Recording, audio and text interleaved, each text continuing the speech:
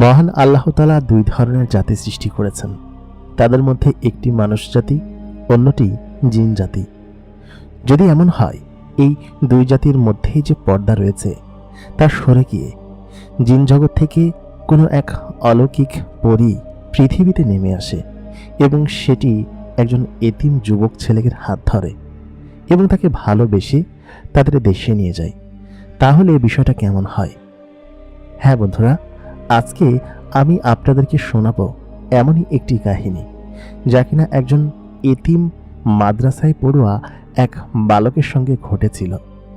ঘটনাটি আপনাদের সকলের আত্মাকে নাড়িয়ে দিবে, কারণ ঘটনাটির মধ্যে যেমন ছিল কষ্ট, তেমন ছিল হৃদয় বিদারক ঘটনা এবং ঠিক তেমনই ভালোবাসায় পূর্ণ একটি জীবন, যা কিনা মামুন নামের সেই ছেলেটির জীবনকে পরিপূর্ণ করে তোলে।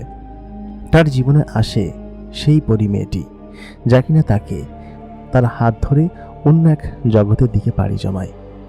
আজকে শুনবো আমরা মামুনের সঙ্গে ঘটা সেই অলৌকিক বাস্তব ঘটনাটি, যা কিনা তার সঙ্গে ঘটেছিল যখন সে মাদ্রাসায় পড়াশোনা করত। মামুনি পড়াশোনায় বেশ ভালো ছিল, সেই সঙ্গে তার কণ্ঠ এবং সমস্ত ধরনের পারদর্শিতায় মামুন ছিলেন এক অনন্য বালক। এবং তার বাবা ছিল না, কারণ তার বাবা যখন সে যুবক হওয়ার আগেই তার বাবা মারা গিয়েছিল। তাহলে শুনুন, আর বেশি কথা বাড়াবো না, আমরা আজকে চলে যাব মামুনের জীবনের ঘটনায়। আপনারা যদি আমাদের চ্যানেলটাকে এখন পর্যন্ত সাবস্ক্রাইব না করে থাকেন তাহলে অবশ্যই আমাদের চ্যানেলটাকে সাবস্ক্রাইব করে রাখবেন। প্রতিদিনকার মতো কণ্ঠে আমি আরজে ইমরান আপনাদের সঙ্গে আছি। আমার নাম মামুন, আমি মাদ্রাসায় পড়াশোনা করি। যখন আমি হাফেজিয়া মাদ্রাসায় পড়তাম তখন আমার সঙ্গে দেখা হয়েছিল এক জিন জাতির। সে এই জগতের কোনো মাকলুকাত ছিল না। আমি যখন সেটা জানতে পারলাম এবং বুঝতে পারলাম সে আমাকে অনেক আগে থেকেই চেনে এবং আমার সঙ্গে তার পরিচয় আজকের নয়, বরঞ্চ যখন আমার বয়স 11 বছর ছিল তখনকার একটা ঘটনার সূত্রপাত থেকে। আমি ছোটবেলা থেকেই আমার কাহিনীটা বলছি, যখন থেকেই মূলত আমার সঙ্গে ঘটনাটি ঘটতে শুরু করে। যখন আমার বয়স 9 কি 10 বছর তখন আমি আমার বাবাকে হারাই। মূলত আমার বাবা হঠাৎ করেই একদিন বাইরে থেকে ফিরে হার্ট অ্যাটাক করেন এবং তাকে হাসপাতালে নেওয়ার আগেই তিনি মারা গিয়েছিলেন। তারপর থেকে আমার জীবনে নেমে আসে এক দুর্বিষহ কষ্ট। আমি আমার বাবা মায়ের একমাত্র সন্তান ছিলাম, যার কারণে তারা দুজনই আমাকে বেশ আদর যত্ন করত। আমার আব্বা সবসময় চেয়েছিল আমি একজন কোরআনের হাফেজ হই, কিন্তু আম্মার জন্য সেটা সে কখনো পারেনি। আমাকে আম্মা জেনারেল লাইনে পড়িয়ে ডাক্তার ইঞ্জিনিয়ার বানাবে বলে তার স্বপ্ন ছিল। কিন্তু আব্বা মারা যাওয়ার পর আম্মা চিন্তা করলেন, তার বাপ মানে আমার বাবা যেহেতু চেয়েছিলেন আমি মাদ্রাসায় পড়ব, সে তো আমাকে একটি মাদ্রাসায় ভর্তি করিয়ে দিলেন। মাদ্রাসাটা আমাদের বাড়ি থেকে কাছাকাছি ছিল। আমি প্রত্যেক দিন ছোটবেলায় মাদ্রাসায় যেতাম আর ওই সময় থেকে মাদ্রাসায় চলে আসতাম। আমার বয়স যখন 10-11 বছর তখন আমার সঙ্গে ছোট্ট একটা ঘটনা ঘটে। সেই ঘটনার সূত্রপাত থেকেই বড় ঘটনার সূত্রপাত। তবে সেই মেয়েটি যে কিনা আমাকে তখন থেকেই চিনত, সে পরবর্তীতে জানতো না যে ওই ছেলেটা আমিই ছিলাম। একদিন দুপুরবেলা আমি মাদ্রাসা থেকে বাড়িতে ফিরছিলাম। সাধারণত প্রত্যেক দিন খাওয়ার জন্য আমাদেরকে ছুটি দেওয়া হয় আধা ঘন্টা কি 1 ঘন্টা করে। দুপুরবেলা মানুষজন জোহরের নামাজ পড়ে তারপর বাড়িতে খাবার জন্য যেত, আর আমার বাড়িটা যেহেতু কাছাকাছি গিয়েছিল সেহেতু দুপুরবেলা আমি প্রত্যেকদিন খাবার খেতে যেতাম। আর আমার বয়স ছিল ওই সময় মাত্র 11 কি 12 বছর, যার কারণে আমি মাদ্রাসা থেকে ফেরার পথে নানান ধরনের দুষ্টামি এবং ফাইজলামি করে বেড়াতাম। ঘটনাটির সূত্রপাত হয়েছিল যখন আমি মাদ্রাসা থেকে ফিরছিলাম। আমি দেখলাম একটা ভিটার উপর আমার কিছু বন্ধু, যাদের সঙ্গে আমি স্কুলে পড়েছি এবং আমাদের পাড়ার ছেলে ফেলে, তারা গুলাল, যে গুলটি আছে ওই গুলাল নিয়ে পাখি শিকার করছে। তো তখন তপ্তবে গরমের একদম তপ্ত দুপুর, তো ওরা ওইটা করছে। আমি ওদেরকে তখন বললাম যে তোরা এখানে কি করছিস? ওরা তখন বলল যে আমি এখানে এই বড় পাখিগুলো মারবো। এখানে বড় বড় পাখি এসে পড়ে, সাদা সাদা বক, তারপর আরো বড় বড় পাখি আছে সেইগুলো এসে পড়ে। তেমন তো ওদেরকে বললাম যে আমার কাছে একটু দে, আমি দেখি গুলাল মারি, কারণ আমার গুলাল মারতে অনেক ইচ্ছে করে। তো তো ওরা তখন বললো কি যে না, দিব না। আমি তখন একটু মন খারাপ করে বাড়িতে চলে আসলাম। এসে দুপুরবেলা খাওয়া দাওয়া শেষ করে যেই যেতে যাব, ওই ভিটার ওই পাশে একটা তারের উপরে সাদা রঙের, ধবধবে সাদা রঙের একটা পাখি বসেছিল। তো আমি আচমকা দেখলাম পাখিটা ধপাস করে নিচে পড়ে গেল, এবং পড়ে যাওয়ার সময় পাখিটার শরীরের যে অবয়বটা, সাধারণত কারোর গায়ে যদি কোনো কিছু মারা হয় সেটা ওপর থেকে নিচে পড়ার সময় সেই শরীরের আকৃতি কিন্তু থাকে, হঠাৎ করে কিন্তু শরীরের আকৃতি পরিবর্তন হয়ে যায় না। তো ওই পাখিটার শরীরের আকৃতি মানুষের মতো হতে গিয়েও আবার হচ্ছিল না। হঠাৎ করে যখন মাটিতে পড়লো তখন সাথে সাথে সেটা আবার সেই পাখির রূপ ধারণ করলো। আমি ওটা দেখে চমকে গেলাম, এটাকে আমি সত্যি দেখেছি নাকি মিথ্যা, কারণ আমার চোখকে তখন আমি বোঝাতে পারছিলাম না। তারপর আমি যখন ওই পাখিটার কাছাকাছি দৌড়ে গেলাম, ভাবলাম হয়তো একা একাই পড়ে গিয়েছে। পরে দেখলাম যে না, এটা করেছে আমার ওই যে বন্ধুগুলো আছে গোলাল নিয়ে খেলাধুলা করছে, ওরাই মূলত এই পাখিটাকে তাক করে লাগিয়েছে। আর আমার যে পাখিটার উপর আক্রমণ করেছিল সেটা ছিল হচ্ছে আমার বন্ধু সাজিদ আর কি। তো সাজিদকে আমি তখন বললাম, তুই কেন মারলি পাখি, তুই কেন মারলি, তুই তো বললি কি যে তুই এটা নিয়ে খেলবি। ও তখন বললো যে আমার ইচ্ছা হয়েছে তাই মারছি, আমি পাখিটাকে নিয়ে গিয়ে এখন খাবো। তা আমি তোকে বললাম যে পাখি নিয়ে খাওয়া যাবে না।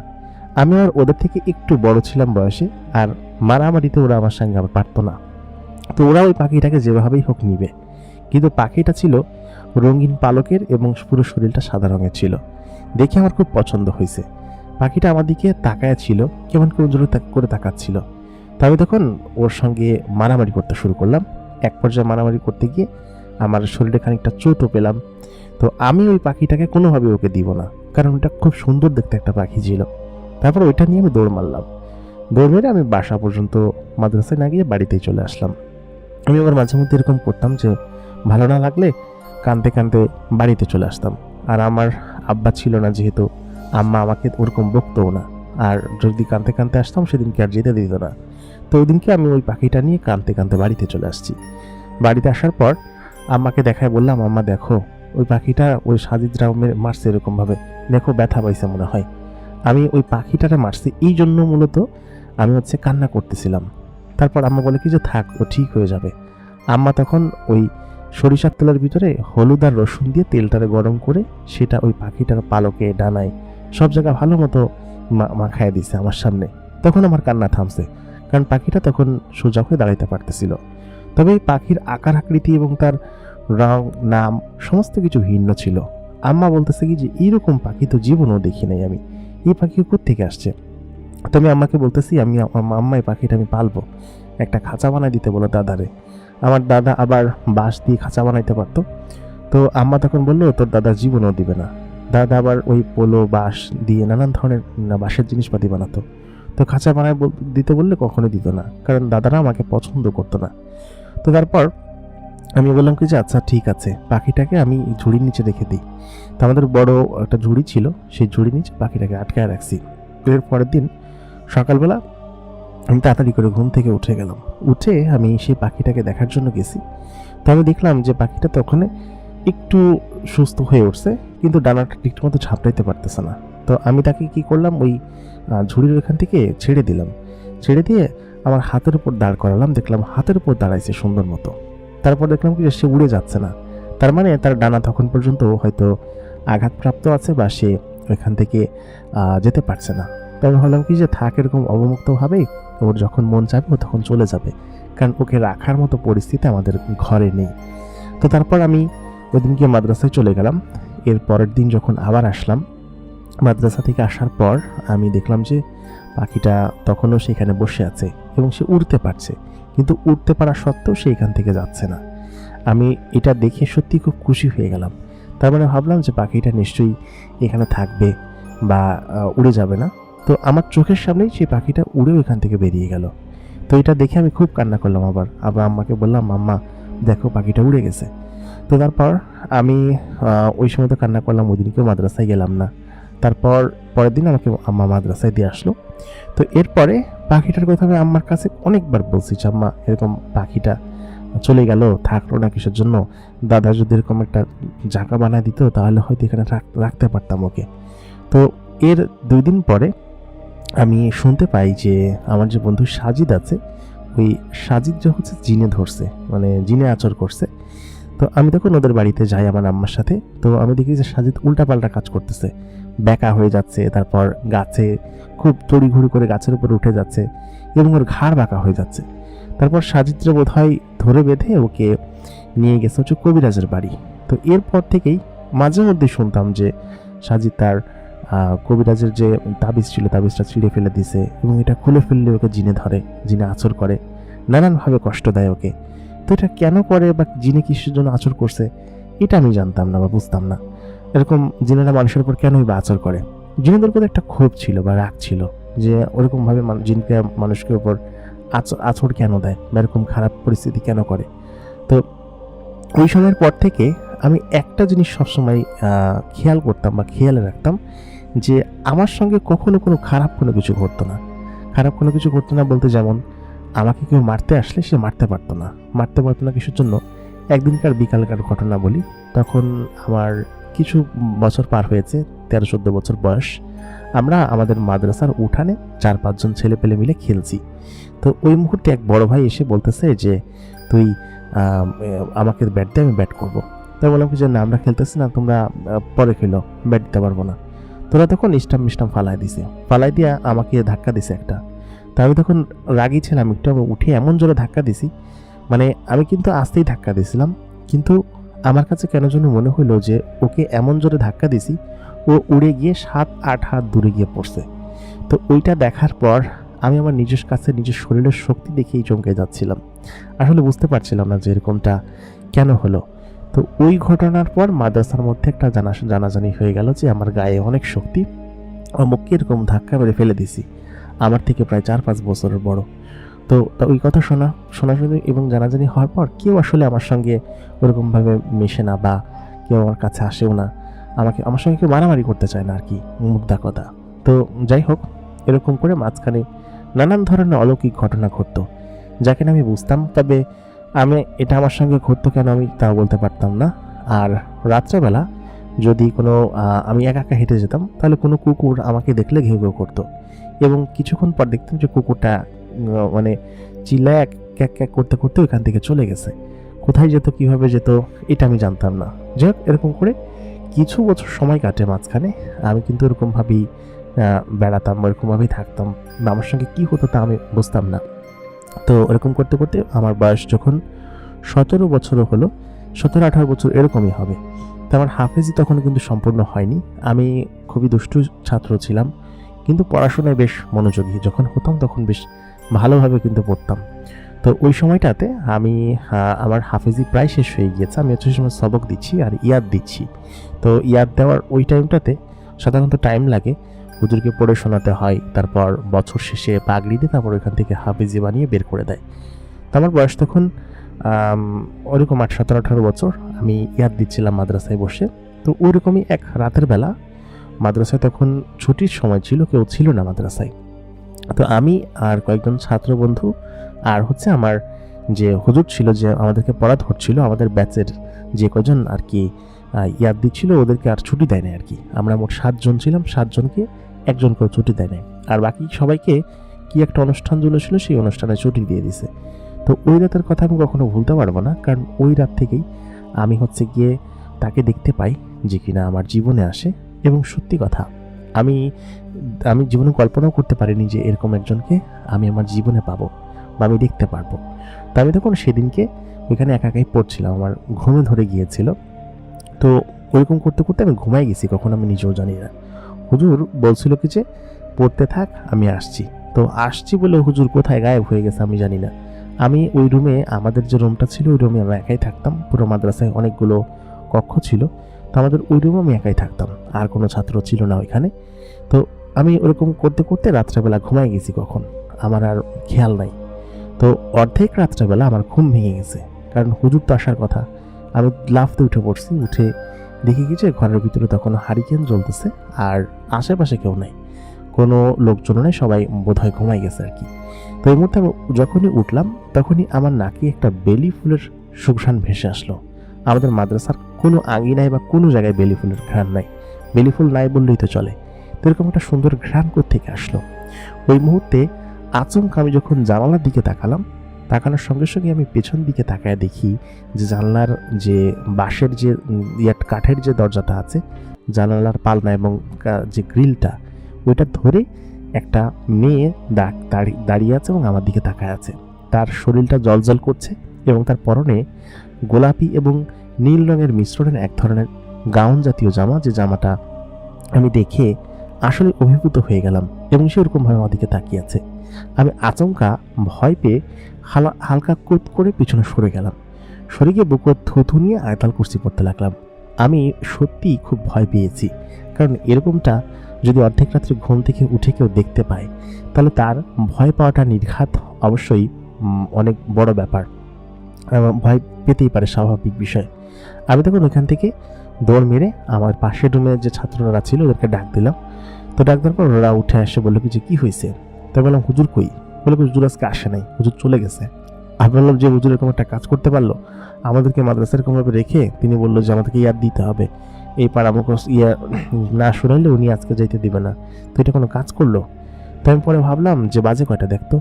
তারপর দেখলো কি যে রাত তখন প্রায় 12:30 বাজে, আর আমার বাড়িটা যেহেতু কাছে ছিল, তো আমি ভাবলাম যে আমি আজকেই চলে যাব। তো ওদেরকে বললাম দোস্ত চল আমরা চলে যাই। তো ওদের মধ্যে থেকে একজন হচ্ছে কি আমাদের মামার গ্রামেই বাড়ি ছিল, আমার পাশের মহল্লায় হচ্ছে ওদের বাড়ি। তো আমি ওকে তখন বললাম যে হৃদয় চল আমরা বাড়ি চলে যাই। তো তখন বললো যে যদি যাই আর সকালবেলা ওই হুজুর এসে যদি দেখে যে আমরা নাই তাহলে তো দিবে প্যাদানি। তা আমি তখন বললাম যে বন্ধ তো কালকে থেকে, হুজুর আর আসবে না, বন্ধ যেহেতু। আর এখানে তো আমাদের যে ক্যাশিয়ার সাহেব আছেন উনি আসেনি, উনি সমস্ত কিছু সামলায় নেবে। হুজুর দেখবি আগামী 2 দিন এখানে আসবে না, মাদ্রাসা বন্ধ না, তো উনি কেন আসবে, আর হুজুরের বাড়ি কী জায়গা? তো হৃদয় তখন ভয় পেয়ে বললো কি যে না আমি এখন যাব না। আমার একটু একটু ভয় লাগতেছিল, কারণ আমি ওইখানে জানালার ধারে যা দেখছি তা দেখার পর এখন রাত্রেবেলা একা একা যাওয়ার মতো সাহস আসলে আমার হচ্ছিল না। তখন আমি ভাবলাম যে না থাক, এখন চলেই যাই। আর এখন গেলে সকাল সকাল অন্তত পক্ষে বাড়ি থেকে উঠে যা ইচ্ছা তাই করতে পারবো, সকালে এসে যদি হুজুর দেখে তাহলে যেতে দিবে না, তাই বরং এখনই চলে যাই। আমি মাদ্রাসা থেকে বের হইলাম, আর আমাদের মাদ্রাসাটা অতটাও উন্নত ছিল না, টিনের ঘর ছিল, চাইলেই বের হওয়া যেত। আমি ওই সময়টাতে রাত্রেবেলা পাঞ্জাবি পরা ছিল, আমি ওইটা পরে তখন আমি হাঁটতে শুরু করি আমার বাড়ির দিকে। আর যেহেতু জ্যোৎস্না রাত ছিল আর ভয় টয় পাওয়ার কি আছে, ওরকম হয়তো আমার মনের ভুল ছিল, ওইটা ভেবে আমি হাঁটতে শুরু করলাম। হাঁটতে হাঁটতে বাড়ির কাছাকাছি তখনও আসি নাই, অর্ধেক পথ। তো আমাদের বাড়ির ওইখানে একটা ফুয়াম ছিল, ফুয়াম বলতে এই পাশ থেকে ওই পাশে পানি যেত। তো ওইখানে একটা বাবলা গাছ ছিল, সেই বাবলা গাছের কাছে একটা মাইলস্টোন ছিল। সেখানে যখন আমি আসলাম, আসার সঙ্গে সঙ্গেই আমাকে পেছন থেকে ডাক দিয়ে বলল মামুন দাঁড়াও, তোমার সঙ্গে কথা আছে। আমি তখনই ভয় পেয়ে পেছনে তাকিয়ে কাউকে না দেখতে পেয়ে সত্যি আমি তখন ভয় পেয়ে গেলাম এবং জোরে জোরে আয়তাল কুরসি পড়তে লাগলাম এবং বুকে ফু নিতে লাগলাম, বুকে থু থু নিলাম। কিন্তু কোনোভাবেই আমি কাউকে কোথাও দেখতে পাচ্ছিলাম না। একটা কণ্ঠ ঠিকই আমার কানে ভেসে আসছিল এবং সেটা একটা মেয়েলি কণ্ঠ, এবং আমি সেই শিউলি ফুলের ঘ্রাণটা আশেপাশে পাচ্ছিলাম। কিন্তু এই মেয়েটা আমাকে কোত্থেকে ডাক দিচ্ছে সেটাই আমি বুঝতে পারছি না। আমি তখন ভয়ে ভয়ে দৌড় মারলাম, অনেক জোরে দৌড়াচ্ছি। আমি দেখলাম আমার ডান সাইডে মাঠের ভেতরে শূন্যের উপরে আমার সঙ্গে সঙ্গেই একটা মেয়ে আমার সঙ্গে উড়ন্ত অবস্থায় আসছে। তার চুলগুলো বাতাসে উঠছে এবং সেই সঙ্গে তার চেহারাটা আবু ছায়ার মতো দেখা যাচ্ছে এবং তার শরীরের আলো এবং সমস্ত কিছু খুবই অদ্ভুতভাবে জ্বলজ্বল করছে। নীল রঙের একটি আভা তার শরীরে জ্বলজ্বল করছে। সে আমাকে হাত থামিয়ে বলল মামুন দাঁড়াও, তুমি দৌড়ো না, তোমার সঙ্গে আমার একটা কথা আছে, দাঁড়াও, তুমি আমাকে দিকে ভয় পাচ্ছ কেন? তাই বলে সে আমার দিকে তাকাচ্ছে আর আমার সঙ্গে জোরে জোরে দৌড়াচ্ছে। আমি ঠিক যত দূরেই যাই না কেন ঠিক তত জোরেই সে আমার সঙ্গে সঙ্গে আসছিল এবং আমি খেয়াল করলাম মাত্র কয়েক সেকেন্ডের মধ্যে আমাকে পেরিয়ে ঠিক আমার সামনে যে দিক দিয়ে আমি যাব সেখানে এসে দাঁড়ালো এবং তার সম্পূর্ণ ছায়া এবং সম্পূর্ণ শরীর একদম অন্যরকম হয়ে সে মাটিতে নামলো। মাটিতে পা রাখার সঙ্গে সঙ্গেই তার চেহারা আবু ছায়া থেকে একদম সম্পূর্ণ ক্লিয়ার হলো এবং আমি দেখতে পারলাম আমার সামনে অতি সুন্দরী রূপবতী এক যুবতী মেয়ে দাঁড়িয়ে আছে, যে কিনা আমার বয়সী, এবং তার পরনের জামাটা এবং তার গা থেকেই এই সুন্দর সুগন্ধিটা আসছে। আমি তখন দাঁড়িয়ে গেলাম, ভয়ে তখন আমার একদম হিচু করে দেওয়ার মতো অবস্থা। আমি তখন তাকে বললাম যে আমার কাছে আপনি কি চান এবং এখানে আমাকে কেন দাঁড় করিয়েছেন? যখনই তাকে এই কথা বললাম তখন সে হালকা হাওয়ায় একটু মাটি থেকে উপরে উঠে উড়ন্ত অবস্থায় আমার কাছে আসলো। কাছে এসে ঠিক আমার থেকে 2 হাত দূরে দাঁড়ালো। আমি তখন আর পেছনে সরতে পারছিলাম না, কারণ পেছনে জায়গা নেই। পেছনে আমি কিছু একটার সাথে আটকে গিয়েছি। তারপর আমি তাকে বললাম, আপনি কে এবং আপনি আমার কাছে কি চাচ্ছেন? আপনি কোনো ভূত প্রেত, তাই না? আমাকে দয়া করে যেতে দিন, আমি আর রাত্রেবেলা বের হব না, আমাকে অফ করে দিন। তাই বলে আমি চোখ বন্ধ করে আমার সামনে 2 হাত এমনভাবে ধরে রাখলাম যেন সে আমার কাছাকাছি না আসতে পারে। সে আমার কাছে আসলো। কাছে এসে আমার হাতটা ধরে বলল, মামুন, তুমি ভয় পেও না, আমি তোমাকে ভয় দেওয়ার জন্য এখানে আসিনি। আমি তোমার কাছে এসেছি তোমার শুকরিয়া আদায় করতে। আমি তখন চোখ খুলে বললাম, শুকরিয়া আদায়? হ্যাঁ, কেন? তারপর আমি তার দিকে তাকালাম। তার সেই কাজল মাখা চোখ, সেই সুন্দর টানা টানা চোখ, সুন্দর দাঁতের সেই হাসি, আর মুখের মধ্যে হালকা সম্ভবত একটা লিপস্টিক মারা, কিন্তু এত সুন্দর ঠোঁট, এরকম গোলাপি ঠোঁট কারো হতে পারে? আর এই অতি অন্ধকারের মধ্যে চাঁদের আলোতে তার শরীর যেন একদম চাঁদের মতো চকচক করছিল। আমি তাকে দেখে বললাম যে, তুমি কে এবং তুমি আমাকে শুকরিয়া আদায় করবে মানে? বুঝতে পারছি না, তুমি আমার কাছে কি চাও? মেয়েটি তখন বলল, তুমি ভয় পাচ্ছ কেন? আমার নাম জান্নাত। আমি তোমার সঙ্গে দেখা করতে এসেছি, তোমার সঙ্গে কথা বলতে এসেছি। কেন এসেছি সেই সমস্ত কিছু তোমাকে আমি বলবো, কিন্তু তুমি এরকম ভয় পাচ্ছ কেন? আমি তোমাকে ভয় দেওয়ার জন্য তো এখানে আসিনি। মেয়েটি বলল যে, একটু শান্ত হও। আমি তখন কিছুটা শান্ত হলাম। শান্ত হয়ে বললাম, ভয় দেখানোর জন্য আসলে তাহলে তুমি কে? তুমি এরকম শূন্যে ভাসলে কিভাবে, আর এরকম উড়ে আমার কাছে আসলে কিভাবে? আমি তো কোনো কিছু বুঝে উঠতে পারছি না। আমার কাছে তুমি কি চাও? জান্নাত মেয়েটি তখন বলল যে, তোমার কাছে আমি কি চাই সেটা তো তুমি শুনলে না বলবো। তুমি কেউ আমার কথাই শুনতে চাচ্ছ না। একদম চুপ থাকো, একদম শান্ত হও, কোনো কথা বলবে না। তাই বলে সে আমার হাতটা ধরে তার হাত দিয়ে আমার মুখটা চেপে ধরলো। এমনভাবে মুখ চেপে ধরলো যেন ও আমাকে অনেক আগে থেকেই চেনে। আমি চোখ বড় বড় করে ওর চোখের দিকে তাকিয়েছিলাম। কি সুন্দর সেই গোলাপি ঠোঁট আর তার চোখের সেই মায়া। আমি তখন তাকে বললাম, কিন্তু আমি তোমাকে কি চিনি? ও বলল, হ্যাঁ চেনো, আমাকে অনেক আগে থেকেই চেনো এবং অনেক আগে থেকেই আমিও তোমাকে চিনি। এখন চলো আমার সঙ্গে, এত কথা বলো না, বেশি কথা বললে কিন্তু মার দিব ধরে। তাই বলে সে আমার হাত ধরল। হাত ধরে আমাকে এমনভাবে শূন্য হাসিয়ে ফেলল যেন আমি কোনো 2 কেজি ওজনের বস্তু। আমি ওর সঙ্গে শূন্য ভেসে উড়ে যেতে লাগলাম। ওর শরীরে তখন চকচক করে আলো জ্বলছিল, এক ধরনের ম্যাজিক্যাল আলো। আমাকে ও ওই রাস্তার ওপর থেকে উড়িয়ে নিয়ে একটা শুনশান ফাঁকা জায়গায় নিয়ে গেল, যেখানে আশেপাশে কোনো ঘরদোর বা বাড়ি ঘরদোর নেই। আমি তখন ওকে বললাম, তুমি আমাকে এখানে কেন নিয়ে আসলে? আর তুমি কে? তুমি নিশ্চয়ই কোনো প্রেত। ও বলল, আমাকে দেখে কি পেতনির মতো মনে হচ্ছে? আমি কি দেখতে মোটেই সুন্দর না? আমি বললাম, না তুমি সুন্দর, কিন্তু তুমি আমাকে এখানে কেন নিয়ে আসলে? সে তখন বলল, শোনো মামুন, আমি তোমার নাম জানি কিভাবে, আর আমি তোমাকে কেন তোমার কাছে এসেছি সেটা তুমি জিজ্ঞেস না করে উল্টোপাল্টা সমস্ত প্রশ্ন জিজ্ঞেস করছো। তুমি আমাকে চেনো আর আমিও তোমাকে চিনি। আমি বললাম, কীভাবে তোমাকে চিনি? ও বলল যে, আজকে থেকে প্রায় 8-10 বছর আগের একটা ঘটনা। তুমি একটা পাখিকে বাঁচিয়েছিলে, মনে আছে তোমার? আমি বললাম, হ্যাঁ মনে তো আছে, সেই পাখির জন্য আমি কত কেঁদেছিলাম। তারপর সেই মেয়েটি, মানে জান্নাত মেয়েটি বলল, আমি সেই পাখি যাকে তুমি বাঁচিয়েছিলে। এই কথা শুনে তখন আমি ভড়কে গেলাম, গিয়ে বললাম, কি বলছো? তুমি তো একটা মানুষ, সেখানে দাঁড়িয়ে আছো এরকম ভাবে, তাহলে তুমি পাখি হবে কিভাবে? তো বললো, না আমি একটা জিন্নাত এবং আমি চাইলে যে কোনো কিছুর রূপ ধারণ করতে পারি। এটা বলার সঙ্গে সঙ্গেই সে হঠাৎ করেই মানুষ থেকে একটা পাখিতে রূপান্তর হয়ে গেল। সেই পাখিটি, আমি তাকে দেখে সত্যি খুশি হয়ে গেলাম। আমি বললাম, কি বলছো? তোমরা জিন জাতি আর তুমি একটা জিন? ও বললো, হ্যাঁ। আমি বললাম যে, আমি জিন জাতিকে খুব ঘৃণা করি, কারণ জিন জাতি খারাপ হয়, ওরা মানুষের ক্ষতি করে। জান্নাত তখন বলল, আমি তোমার কি ক্ষতি করেছি যে তুমি আমাকে এরকমটা বললে?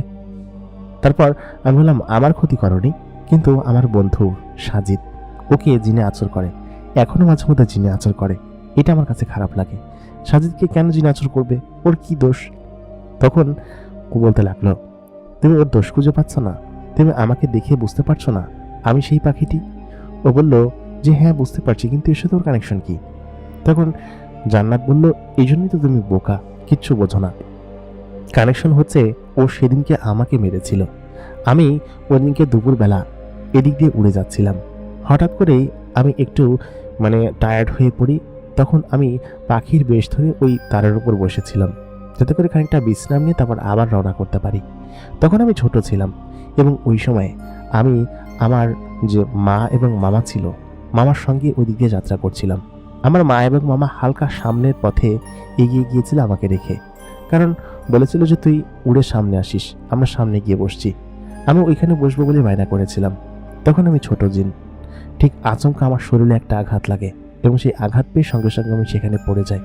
আমি আমার মা এবং মামাকে ডাকতে পারিনি তখন তুমি আমার সামনে এসেছিলে এবং এসে আমাকে ওইখান থেকে উদ্ধার করে তোমার বাড়িতে নিয়ে গিয়েছিলে এবং তোমার সে কি কান্না আমি আঘাত পেয়েছি বলে। সেই সময় থেকে আমি তোমাকে চিনি এবং সেই সময় থেকেই আমি তোমাকে পছন্দ করি।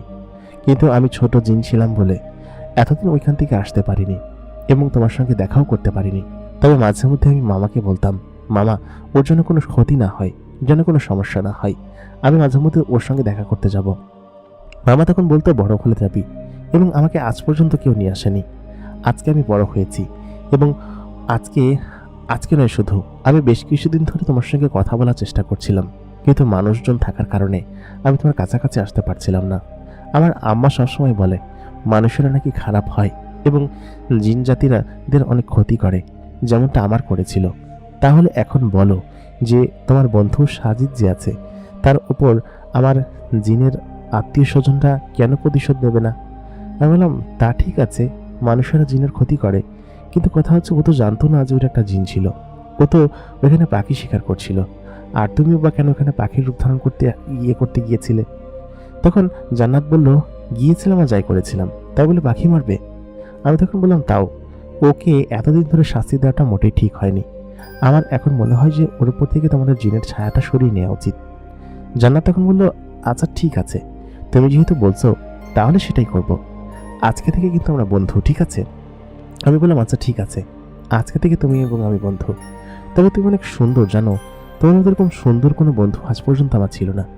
তারপর জান্নাত বলল, আমি জানি তুমি অনেক ভালো ছেলে, আমি তোমাকে সত্যি আজকে থেকে অনেক ভালো বন্ধু বলে রাখবো, ঠিক আছে মামুন? আমি বললাম আচ্ছা ঠিক আছে। ওই দিন থেকে আমার এবং জান্নাতের খুব ভালো একটা বন্ধুত্ব হয়ে উঠল। ও আমার কাছে আসার জন্য অনেক ছোট থেকে অনেক জেদ করত, কিন্তু ওর পরিবার থেকে কখনোই এদিকে আসার অনুমতি দেয়নি আর কি। তারপর জান্নাত এবং আমি ওই রাত্রে বাড়িতে চলে গেলাম। জান্নাত আমাকে বাড়ি পর্যন্ত পৌঁছে দিয়ে তারপর ওইখান থেকে চলে গেল ওদের জগতে, যেখানে ওরা থাকে। আমি ওই দিন থেকে প্রত্যেক দিন রাত্রেবেলা যখন আমি বাড়িতে খাবার খেতে যেতাম, জান্নাত আমার সঙ্গে দেখা করত। রাত্রেবেলা, দুপুরবেলা, বিকালবেলা, যখন নয় তখন। আমি যখনই আসতাম তখনই ওই বড় বাবলা গাছতলাটা আসলে সে আমাকে ডাক দিত। আমি একদিন আমার এক বন্ধুর সঙ্গে যাচ্ছিলাম, তো আচমকা আমাকে আমার নাম ধরে ডাকে, মামুন এদিকে আসো। আমি তখন বললাম আচ্ছা দোস্ত তুই যা, আমি আসছি। তখন ও বললো কি যে কেউ যেন একজন তোকে ডাকলো শুনলাম, কিন্তু কাউকে তো দেখতে পাচ্ছি না। আমি বললাম তুই যা, আমি আসতেছি। তারপর ওকে পাঠিয়ে দিয়ে আমি যখন নিচের দিকে নামছিলাম, দেখিও আমার পিছু পিছু আসছে। আমি বললাম তুই যা তো, আমার পিছু পিছু আসছিস কিসের জন্য? তারপর ও বললো কি যে না, কেউ তোকে একজন ডেকেছে, একটা মেয়ে, আমি শুনতে পেয়েছি। আমি খানিকটা বকে টকে বললাম কি যে আমার পেছন পেছন আসবি না, আমি যাচ্ছি, এদিকে একটা কাজ আছে। তাই বলে ডান সাইডে মাঠের ভিতরে নেমে গেলাম এবং জোরে দৌড়াতে শুরু করলাম। দৌড়াতে দৌড়াতে সেই মাঠের মধ্যে দিয়ে এক কোনায় এসে একটা তাল গাছের গোড়ায় দাঁড়াতেই হঠাৎ করে আমাকে টেনে নিয়ে গেল হচ্ছে জান্নাত। তো আমাকে যে টেনে নিয়ে গিয়েছে ওইটা আবার ও দেখেনি, ও ঠিকই আমার পেছন পেছন আসছিল, কিন্তু আচমকা আমি ওইখান থেকে গায়েব হয়ে গিয়েছি। পুরো মাঠের ভিতরে কোথাও নেই, মাঠের ভিতরে আমাকে খুঁজে বেড়াচ্ছে। তারপর সন্ধ্যার পর যখন আমার সঙ্গে দেখা হলো, তখন ও আমাকে বলল যে কিরে তুই কই গেছিলি, তোকে তো মাঠের ভিতরে কোথাও দেখতে পাইলাম না। আমি বললাম আমি তোকে বলছিলাম যে আমার পেছন পেছন আসবি না। ও এরকম নাসর বান্দা ছিল, আমার সঙ্গে সঙ্গে থাকতে চাইতো। ওই দিনকে আমাকে আচমকা জান্নাত ওইখান থেকে টেনে নিয়ে যায়, টেনে নিয়ে একটা গোপন জায়গায় আমাকে লুকিয়ে রাখে, কারণ ওর সঙ্গে থাকলে তো কেউ আমাকে দেখতে পারবে না। আমার জীবনের একটা অন্যরকম সুন্দর অধ্যায় সেখান থেকে শুরু হয়েছিল। আমি পড়াশোনায় বেশ ফাঁকিবাজ ছিলাম, কিন্তু খুব সুন্দর গজল গাইতে পারতাম, আর সেটাই ছিল জান্নাতের সব থেকে পছন্দ। জান্নাত তখন আমাকে বলল যে তুমি খুব সুন্দর গজল গাইতে পারো, আমাকে গজল গিয়ে শোনাবে কিন্তু। আমি বললাম আচ্ছা ঠিক আছে, গজল গিয়ে শোনাবো, তুমি আমার সঙ্গে এইটা শুনতে বুঝে আসো। ও বলল না। আমাকে যেদিনকে মাদ্রাসা থেকে পাগড়ি দিল, মানে পাগড়ি দিয়ে মাদ্রাসা থেকে সার্টিফিকেট সহ বিদায় করলো, ওই দিনকে হচ্ছে আমাকে জান্নাত একটা উপহার দিয়েছিল। সেটা ছিল একটা পাঞ্জাবি, একটা কোরআন শরীফ আর কিছু মিষ্টি বস্তু বাড়ির জন্য। এটা পেয়ে আমি সত্যি খুব খুশি হয়েছিলাম এবং জান্নাতকে বলেছিলাম আমি সত্যি এই ব্যবহারে খুব খুশি এবং আমি সত্যিই বেশ আনন্দিত। মাদ্রাসা শেষ করার পর ততদিনে প্রায় 6 মাস পেরিয়ে গিয়েছে আমার জান্নাতের সঙ্গে পরিচয়। জান্নাত প্রায় দিনই আমার সঙ্গে আসতো এবং দেখা করত এবং আমার সঙ্গে গল্প করত এবং চলে যেত। আমি শুধু ওইটুকুই সময় পেতাম জান্নাতের সঙ্গে দেখা করার জন্য, কারণ আমাকে মাদ্রাসায় থাকতে হতো। কিন্তু মাদ্রাসা থেকে যখন বেরিয়ে আমি আমার বাড়িতে আসলাম, প্রথম দিনের ঘটনা। এর মাঝখানে আবার আমার বন্ধু যে সাজিদ ছিল, ওর উপর থেকে জিনের আঁচড় সম্পূর্ণভাবে উঠে গেল এবং আমি সাজিদকে বললাম কোনোদিন কোনো পশু পাখি মারবি না। সেদিনকে সেই পশু পাখি মারার কারণে তোর আজকে এই পরিণতি, শুধুমাত্র আমার কারণে তুই বেঁচে গিয়েছিস, না হলে তোর যে কি হতো। ও বলল কি যে আর জীবনও করবো না, তাই বলে ও চলে গেল। ওদিনকার পর থেকে জিনের আর আঁচড় করেনি সাজিদের উপর। আমি ওদিনকে মাদ্রাসা থেকে বাড়িতে কিন্তু পুরোপুরিভাবে চলে আসলাম। ও আমাকে, আমি রাত্রেবেলা ঘুমায়াছিলাম আমার নিজের ঘরে, ও আচমকা আমার ঘরে ঢুকলো। ঢুকে আমার যে খাট ছিল সেই খাটের উপর বসে আমাকে ডাকতে লাগলো, এই এই মামুন, মামুন উঠো, আমার সঙ্গে যেতে হবে, চলো। আমি বললাম কোথায় যাব? তুমি এখানে কি করছো? আর আমার ঘরে একটা যুবতী মেয়ে হয়ে একটা যুবতী ছেলের ঘরে তুমি এরকমভাবে চলে এসেছো। ও তখন বলল ওঠো তো, তুমি এত কথা বলো কিসের জন্য? আর কিশোর যুবতী যুবতী, আমি তোমাকে পছন্দ করি, তোমার আশেপাশে থাকি কিসের জন্য তুমি বলছো না? আমি বললাম যে কি বলছো? ও বললো হ্যাঁ, এখন তাড়াতাড়ি ইয়ে করো, পাঞ্জাবিটা পরো আমি তোমাকে যেটা দিয়েছিলাম, আর সুগন্ধিটা মাখো, আর টুপি যেগুলো পরেছো সেগুলো পরো, আজকে আমি তোমাকে একটা জায়গায় নিয়ে যাব। আমি বললাম কোথায়? ও বলল আমাদের ওইখানে একটা খুব সুন্দর জায়গা আছে, তোমার জন্য আজকে আমি সাজিয়েছি। তোমার আজকে এত বড় একটা দিন, তুমি হাফেজ হয়ে মাদ্রাসা থেকে বেরিয়েছো, সেজন্য আমি এই সেলিব্রেশন করব, তোমাকে নিয়ে যাব আমাদের জগতে, এবং এই দিনটার জন্য আমি অপেক্ষা করছিলাম। আমি বললাম আচ্ছা দাঁড়াও রে বাবা। তারপর আমি উঠলাম ঘুম থেকে, উঠে তারপর ওই যে পাঞ্জাবিটা দিয়েছিল সেটা পরলাম। ছাই কালারের উপর এক ধরনের কার্লিওগ্রাফি করা আরবিতে লেখা খুব সুন্দর একটা পাঞ্জাবি পায়জামা, আমি সেটা পরলাম। পরার পর ও আমাকে দেখে বলল কি যে বাহ মার্শাল্লাহ, তোমাকে খুব সুন্দর লাগছে। তারপর ও আমাকে ওর হাত ধরে আমাকে উড়িয়ে নিয়ে যেতে লাগলো ওইখান থেকে।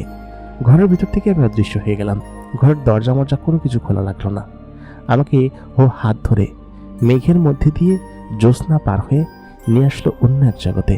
আমি যখন মেঘ পার হলাম, জ্যোৎস্নার ওপর দিয়ে নিচে নামলাম, আমি দেখলাম আমি একটা শুনশান বড় বড় পাহাড় এবং গাছপালার মধ্যে দিয়ে উড়ে যাচ্ছি। এত বড় পাহাড় এবং গাছপালা এর আগে আমি কখনো দেখিনি, অন্তত পক্ষে এরকম পাখির চোখে তো না। ও তখন আমাকে ওর শরীরের সঙ্গে কাছাকাছি নিয়ে ধরলো, ধরে আমাকে ওই অবস্থায় উড়িয়ে নিয়ে যাচ্ছিল। এবং অনেকক্ষণ ওড়ার পর আমি দেখতে পেলাম সমুদ্রের কিনারায় পাহাড়ের ওপরে একটা খুব সুন্দর ছোট্ট কুড়েঘরের মতো বাড়ি করা, তার উপরে একটা মাচার ওপর খুব সুন্দরভাবে গদি, বালিশ কাঁথা এই সমস্ত জিনিস রাখা। আমাকে তখন সেখানে বসানো হলো। আমি সেখানে উড়ে গিয়ে সেখানে নেমে বসলাম। বসার পর আমাকে জান্নাত তখন বলতে লাগলো, মামুন আজকে তোমাকে এখানে আমি কেন নিয়ে এসেছি জানো? কারণ আজকে আমি আমার মনের কথা তোমাকে বলবো। আমি বললাম কি মনের কথা? বলতো তুই খালি উল্টাপাল্টা কথা বলিস সবসময়। তখন ও আচমকা কোনো কথা না বলেই ওর সেই নরম গোলাপি ঠোঁটখানা আমার ঠোঁটের সঙ্গে লাগিয়ে আমার ঠোঁট ভিজিয়ে দিতে লাগলো। এবং সত্যিই সেই রোমান্টিক অনুভূতি আমি আজও ভুলতে পারবো না। সেটা ছিল প্রায় দীর্ঘ 5 মিনিটের একটা লিপ কিস। আমি আমার জীবনে কোনোদিন কোনো মেয়ের ঠোঁটে এরকম চুমু খাইনি। আর সেখানে জান্নাত তো কোনো মেয়েই ছিল না, সে ছিল এক ভিন্ন জগতের এক মাকলুকাত, একটা জিন জাতি। আমি তখন জান্নাতকে বললাম এটা তুই কি করলি জান্নাত? ও তখন বলল মামুন তুই কি কিছু বুঝিস না, আমি তোকে ভালোবাসি, শুধু আজকে থেকে না, যখন থেকে আমি বড় হয়েছি এবং বুঝতে শিখেছি তখন থেকেই তোকে আমি ভালোবাসি। আমি তোকে দেখছি অনেক বছর ধরে, কিন্তু তুই আমাকে চিনিস না জানিস না বলে আমি তোর সামনে কখনো আসিনি, কিন্তু এখন বড় হয়েছি, আমার অনুভূতিগুলো বাড়ন্ত অবস্থায়। আমি তোকে ভালোবাসি এই কথাটা আমি আর লুকিয়ে রাখতে পারছিলাম না, এই জন্য আমি তোকে সরাসরি বলে দিয়েছি। এবং আমি তোকে চুমু খাওয়ার মাধ্যমে আমার ভালোবাসা একদম গভীরভাবে প্রমাণ করে দিলাম। আমি তোকে অনেক ভালোবাসি মামুন। তাই বলে ও আমাকে জড়িয়ে ধরলো। সত্যি তো একটা মেয়েতে রূপান্তর হয়েছে। আগে ও তো ছোট ছিল, কিন্তু ও বড় হওয়ার পরে এরকম অবস্থায় আমাকে এরকমভাবে জড়িয়ে ধরে ভালোবাসা চাইবে সেটা আমি কখনো কল্পনা করতে পারিনি। আমাকে জড়িয়ে ধরে সত্যি অনেকক্ষণ আমার বুকের মধ্যে মাথা রেখে শুয়ে রইল। বলল, এইখান থেকে আমি কখনোই নামবো না, এখানে আমি শুয়ে রইব। আমি বললাম কি যে তুই একটা পরী জান্নাত, আর আমি। ও বলল কি যে পরী হই আর যা হই, তোকে ভালোবাসি, তোর সঙ্গে আমি এখন থেকে থাকবো। এত কথা বলিস কিসের জন্য? আর আজকে গিয়ে তোর আম্মুর সঙ্গে আমি দেখা করব। আমি বললাম, জান্নাত না, এটা করবি না। আম্মু শুনলে সত্যি আমাকে খুব বকবে। আমার বয়সই কত, 18-19 বছর বয়স মাত্র। এই বয়সে আমি প্রেম করছি শুনলে আম্মু দিবে একদম ধরে। ও বললো, আচ্ছা ঠিক আছে, বলবো না। আমি বললাম যে তাহলে আমাকে জ্বালালি কেন? ও বললো, তোমাকে জ্বালাইতে আমার খুব ভালো লাগে। তাই বলে ও আমাকে জড়িয়ে ধরে শুয়ে রইল এখানে। এরপর থেকে প্রায় প্রত্যেক দিনই ও আমাকে রাত্রে এসে ওইখানে নিয়ে যেত। পরবর্তীতে আমাকে মাদ্রাসায় হাফেজিয়া শেষ করার পর মাওলানাতে ভর্তি হতে হবে। আমি মাদ্রাসা খুঁজছিলাম কোথায় ভর্তি হবো, কী করব। তো ও আমাকে বললো কি যে ঠিক কী রে, তুই তো তোর বাড়িতে নিয়ে যাবি না?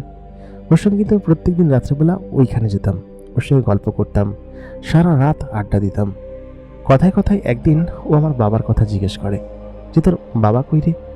আমি তখন বলি যে আমার আব্বা তো মারা গিয়েছে যখন আমার বয়স 9 বছর ছিল, তখনই। জানিস না তুই? ও বলল, না, এই বিষয়ে আমি কখনো কথা বলিনি। ও তখন বলল যে আমি খুব দুঃখিত, আমার শ্বশুরমশাই এত আগে মারা গিয়েছেন, আমি সত্যিই জানতাম না। ও তখন আমাকে জড়িয়ে ধরে কান্না করতে রইল। ওর নরম মনটা খুবই নরম মন মানসিকতার, মানে কিছু হলেই ও কেঁদে ফেলে। আমি ওকে তখন বললাম যে থাক, কাঁদিস না, কাঁদছিস কিসের জন্য? ওদিনকে রাত্রে আমি ওইখান থেকে ওকে নিয়ে চলে আসলাম, এবং আসার পর ও বলল কি যে আমি আজকে যাব না, আমি আজকে এখানেই থাকবো। এবং সেদিন থেকে শুরু হলো আমার ঘরে ওর আসা এবং ওর আমার সঙ্গে থাকা। ওদিনকে ও খুবই দুঃখী ছিল, যার কারণে ওকে আমি যেতে দেই নাই। ও তখন আমার সঙ্গে শুয়ে রইল, ওদিনকে রাত্রে শুয়েছিল। তো এরকম করে প্রায় মাস দেড়েকের মতো সময় কাটলো। প্রত্যেকদিন আসতো, আমার সঙ্গে ফিস করে গল্প বলতো আর আমার পাশে ঘুমাতো। ওরকমভাবেই চলছিল। তো এক রাত্রেবেলা আমি তখন শুয়ে আছি আমার কক্ষে। তো আম্মা সম্ভবত ওই পাশের রুম থেকে উঠছে। উঠে আচমকা সে আমাকে দেখে ফেলছে যে আমি বিড়বিড় করছি আর আমি ঘরের ভিতরে একটা মেয়ে নিয়ে শুয়ে আছি। এটা যখন সে দেখেছে, সঙ্গে সঙ্গে আম্মা প্রচণ্ড পরিমাণে রেগে গিয়ে বলতেছে যে তুই এটা কী করছিস? তুই একটা হাফেজ মানুষ হয়ে এটা কি ঠিক?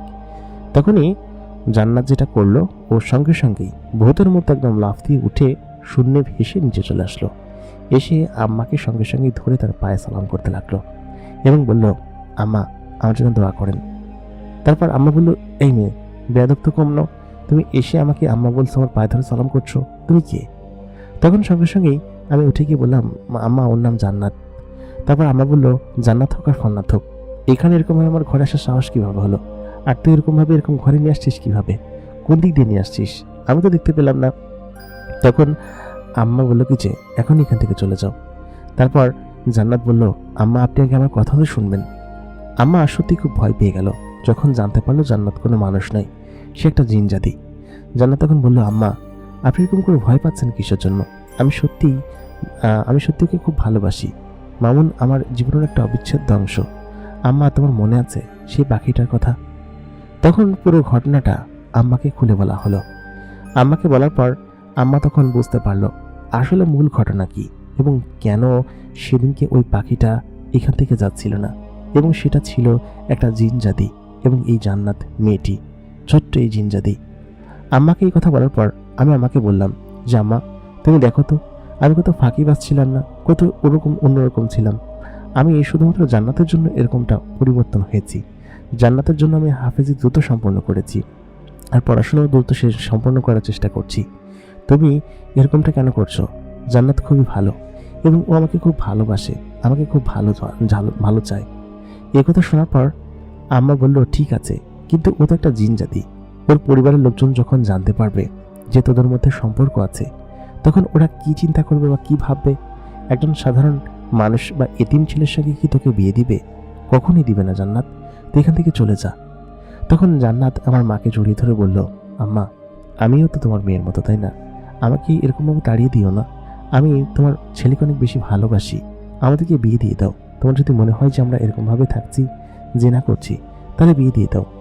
তখন আম্মা বলে কি যে আচ্ছা ঠিক আছে। তোর যদি এটাই সন্দেহ হয় বা এটাই করতে মন চায়, তাহলে তুই তোর বাবা মাকে নিয়ে আমার বাড়িতে আসবি। যদি সেটা করতে পারিস তাহলে তোদের বিয়ে আমি দিয়ে দিব, তার আগে না। তারপর ওদিনকে আম্মা এখান থেকে চলে যায় এবং জান্নাত তখন আমাকে জড়িয়ে ধরে বলে যে যাক, আমাদের বিয়েটা তাহলে তাড়াতাড়ি হয়ে যাচ্ছে এবং আমি খুব দ্রুত বিয়েটা করতে পারবো, কারণ তোকে ছাড়া আমার একটু ভালো লাগে না। ও তখন ওই রাতে চলে গেল। আমি স্বপ্নেও ভাবতে পারিনি যে জান্নাত এরকমটা করবে। আর আমার মাও আছে, সে এরকমভাবে জান্নাতকে বললো কিসের জন্য আমি জানতাম না, বুঝতেও পারিনি। আমি আম্মাকে বললাম যে আম্মা, এত তাড়াতাড়ি এগুলো কেন করতে হবে? জান্নাতের আব্বা আম্মা না হয় আস্তে আস্তে জানুক। ঠিকই এর পরের দিন রাত্রেবেলা আমরা আমাদের ঘরে বসে খাচ্ছিলাম, আমি এবং আমার আম্মা। ওই মুহূর্তে আমাদের দরজায় টোকা পড়লো। আমাদের ঘরটা খুব বেশি উন্নত ছিল না, উপরে টিনের বেড়া আর সাইডে টিনের বেড়া, একটা কাঠের দরজা। দরজা টোকা পড়লো। আমি তখন বললাম কে? দরজা খোলার সঙ্গে সঙ্গে দেখলাম সেখানে কেউ নেই।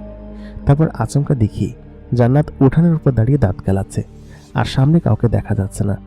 ওই মুহূর্তে আচমকা আমার সামনে 4 জন লোক প্রকট হলো। 4 জন লোক আর কি অদৃশ্য থেকে দৃশ্য হলো। তাদের মধ্যে একজনের মাথায় পাগড়ি এবং পাঞ্জাবি, অন্য 2 জন মহিলা, আর আরেকজন এক ধরনের অদ্ভুত রকমের কাপড় পরে আছে। তারা বলল, ভেতরে আসতে পারি? আমি তাদেরকে সালাম দিলাম। তারা সালামের উত্তর গ্রহণ করলো। আম্মা তখন সেখানে বসেছিল, আমাদের খাওয়া প্রায় হয়ে এসেছে। আমার সঙ্গে সঙ্গে তড়িঘড়ি করে উঠে পড়লো। আমি সকলকে বসতে দিলাম। সকলে তখন বসলেন। বসার পর আম্মাকে বললেন যে দেখেন আপা, আমাদের জান্নাত আপনার ছেলেকে পছন্দ করে, আর আপনার ছেলেকে আমরা অনেকবার দেখেছি, আর জান্নাতকে একবার ছোটবেলায় বাঁচিয়েছিল আপনার ছেলে। আপনার ছেলেকে আমাদের আগে থেকেই পছন্দ, আর ও আমাদের ওইখানে এর আগেও গিয়েছে, সেটাও আমরা দেখেছি। তবে আমরা কিছু বলিনি, কারণ আপনি কি মনে করেন না করেন সেই জন্য। আপনি যেহেতু আমাদেরকে ডেকেছেন ওদের দুজনকে বিয়ে দেওয়ার জন্য, আমি তাতে রাজি আছি, আমার কোনো সমস্যা নেই। তবে বিয়ের পর আপনারা আমাদের সঙ্গে থাকবেন ওইখানে, আমাদের জগতে। আমার আম্মা তখন বলল, সেটা কিভাবে সম্ভব? আমরা তো আজীবন এখানে থেকেছি, তার থেকে না হয় জান্নাত আমাদের সঙ্গে এখানে থাকবে। তারপর আমি বললাম কি যে আসলে আঙ্কেল, এটা ভালো হয় না যে বিয়ের পর মেয়েরা শ্বশুর বাড়িতে থাকবে। তখন ওই আঙ্কেল, মানে হচ্ছে গিয়ে জান্নাতের বাবা, বলে কি যে সেটা সত্য, কিন্তু তোমরা তো আর জিন জাতি না, তোমরা তো মানুষ জাতি, এর ভিতরে আমি আমার মেয়েকে কিভাবে পাঠাই বলো? তারপর জান্নাত বলে, আচ্ছা আম্মা, এটা করলে একটা ভালো হয় না যে ওদের বাড়ি এবং আমাদের বাড়ির মধ্যে একটা সেতু বানিয়ে দিবে, সেই সেতুর মধ্যে দিয়ে আমরা নিয়মিত যাতায়াত করতে পারবো, তাহলেই তো হলো, এই ঘরের ভিতরেই। তারপর আম্মা বলল যে এরকমটা যদি হয় তাতে আমার কোনো আপত্তি নেই, আমি তো এখানেই থাকবো, আমি চাইলেই ওখানে যেতে পারবো, আর ওইখান থেকে আবার আসতে পারবো, আর আমার ছেলে তো এখানেই থাকবে। তারপর এই কথা অনেক বলাবলি করার পর জান্নাতের বাবা মা রাজি হলো এবং বলল, আচ্ছা ঠিক আছে, আপনারা যেটা বলেন সেটাই করব। তবে ওরা দুজন যেহেতু একে অন্যকে পছন্দ করে, আর তাছাড়া মামুনকে আমার অনেক বেশি পছন্দ। মামুন খুব ভালো একটা ছেলে, আমার মেয়ের জন্য এরকম একটা ছেলে আসলে পেয়েছি, এটা আমি পেয়ে অনেক খুশি। আমি ভাবতেও পারিনি যে আমাদের পরিবার এত সহজে এই বিষয়টা মেনে নেবে এবং এতভাবে আমাকে এরকম আনন্দের মুখে পতিত করবে। শুরুতে আমার জীবনটা তো সহজ ছিল না, অনেক কঠিন ছিল, অনেকের মার গুঁতো কিল খেয়ে বড় হয়েছি, আর তাছাড়া ছোটবেলা থেকে অনেক দারিদ্রতা দেখে বড় হয়েছি। আমাদেরকে ওদিনকে রাত্রেবেলায় ধুমধাম করে বিয়ে দেওয়া হলো জিনেদের ওইখানে, যেখানে কিনা আমাদেরকে নিয়ে যাওয়া হয়েছিল, এবং বিয়ের পরে আমাকে এবং জান্নাতকে ওইখানেই বাসর ঘরে থাকতে দেওয়া হয়। আম্মাও আমাদের সঙ্গে জিনেদের জগতে, মানে জান্নাতের বাড়িতে গিয়েছিল। তারপর থেকেই আমাদের যে ঘরটা আছে, আমাদের যে পুরান ঘর, আমরা নতুন ঘর করেছি এই পাশে একটা পুরান ঘরের, আমার যে কক্ষটা আছে ওই কক্ষের মধ্যে দিয়ে ওদের বাড়িতে যাওয়া যায়, এবং সেই কক্ষের দরজা এবং যাওয়ার সেই পথ শুধুমাত্র আমরা 3 জনেই জানি, তাছাড়া আর কেউ জানে না। এবং জিন জগতে যাওয়ার সেই রাস্তাটা এখন আমাদের সেই বাড়িতে আছে। আমাদের বিয়ে হয়েছে প্রায় 8 বছর, এবং এই 8 বছরে আমি এবং জান্নাত অনেক অনেক সুখী আছি, যা কিনা আসলে বলে বোঝানো যাবে না। আমি সত্যি জান্নাতকে পেয়ে খুব খুশি, এবং সেই সময় সেই ঘটনাটা আমার জীবনকে আসলে বদলে দিয়েছিল, এবং অন্য দেশের এক মাকলুকাতের সঙ্গে আমার পরিচয় হয়েছিল, যে কিনা আমার জীবনকে পাল্টে দিয়েছে। প্রিয় দর্শক, আমাদের আজকের ঘটনাটি আপনাদের কাছে ভালো লাগলে অবশ্যই লাইক করবেন, কমেন্ট করবেন, শেয়ার করবেন। সেই সঙ্গে আমাদের চ্যানেল নতুন হয়ে থাকলে অবশ্যই আমাদেরকে সাবস্ক্রাইব করে পাশে থাকা বেল নোটিফিকেশন অন করে দিবেন। প্রতিদিন আমাদের কণ্ঠে আমি আজ ইমরান আপনাদের সঙ্গেই ছিলাম। দেখা হচ্ছে পরবর্তী এপিসোডে নতুন কোনো ঘটনা নিয়ে। ততক্ষণ পর্যন্ত ভালো থাকুন, সুস্থ থাকুন। খোদা